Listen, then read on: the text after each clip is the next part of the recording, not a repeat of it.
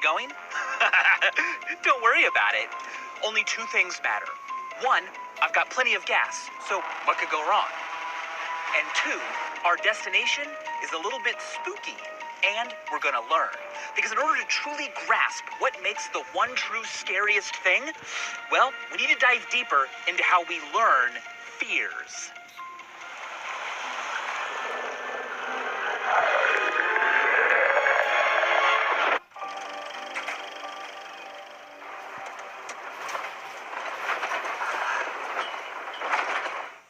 Dang nabbit, wouldn't you know it? I've run out of gas. Guess I'm just gonna have to walk down this desolate, foreboding road in search of a gas station. Luckily, this is just a movie. My rational mind knows that I'm safe, and it will use that to inhibit my amygdala's fear response. Well, what a great way to make a horror film scarier, right?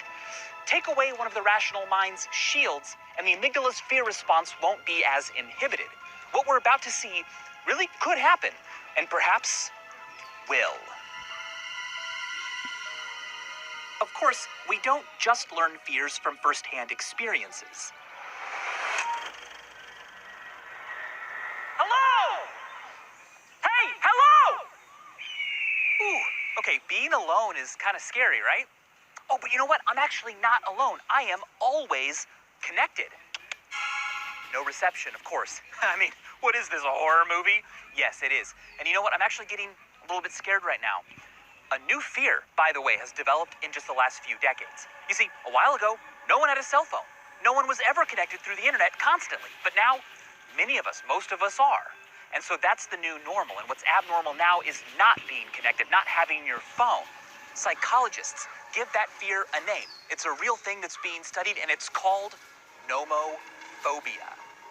Anyway, the point is, the scariest thing possible, what could it be? Well, an important ingredient might be... Oh, you know what would make this scarier? Perfect.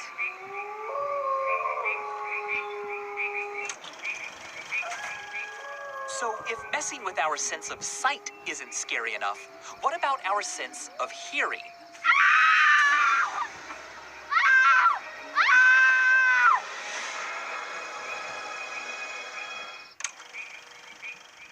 Okay, I'm pretty scared right now, but I could be more scared.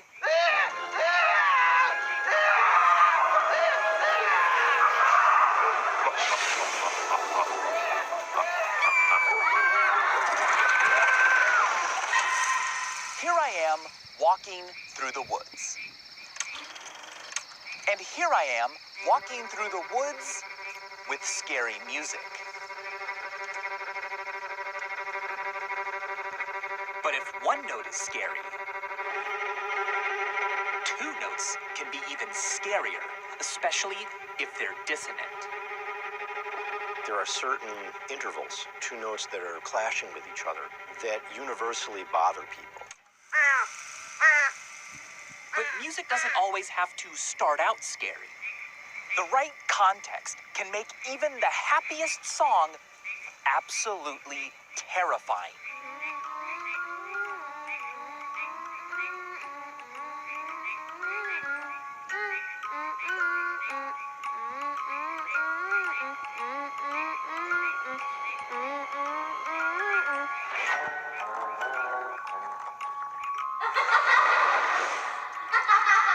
Once a song has been conditioned to elicit fear, the effect can be extremely strong and long-lasting. For example, the theme song from The Exorcist.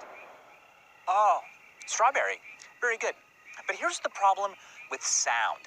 Not everyone has been conditioned to be afraid of the same sounds or music, and not everyone can hear. What about the deaf? Clearly, the scariest thing possible to everyone will not be a sound. The right story and context can make almost any object, person, or place scary. In fact, let me ask you a question. What is this behind me? You know what? This old camper isn't actually that scary. nuts. All right. Things are different now, and I'm starting to feel, yep, an automatic process is already happening in my body. My amygdala now associates this trailer with death and danger. What I'm feeling is actually the same thing that happens when you feel frisson. That's when you're greatly moved by something profound. Of course, it's not just faces. Distorted natural forms also include bodies, like humans with other animal parts. Or creatures moving unnaturally. Oh my.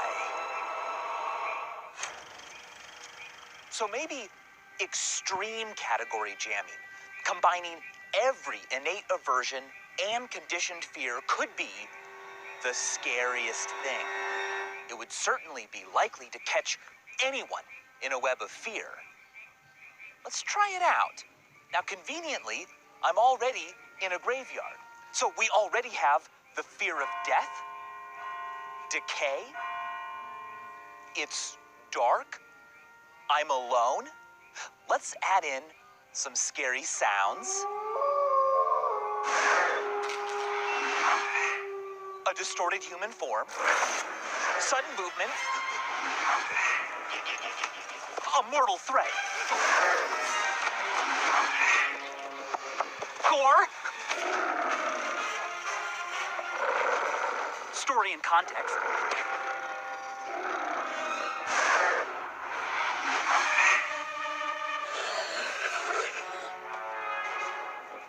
Incapacitation. Is this it? Is the scariest thing possible just a combination of every innate aversion and conditioned fear? Oh, dear Michael. Conditioned fears know no bounds. So, the scariest thing is that the human mind can be made afraid of anything.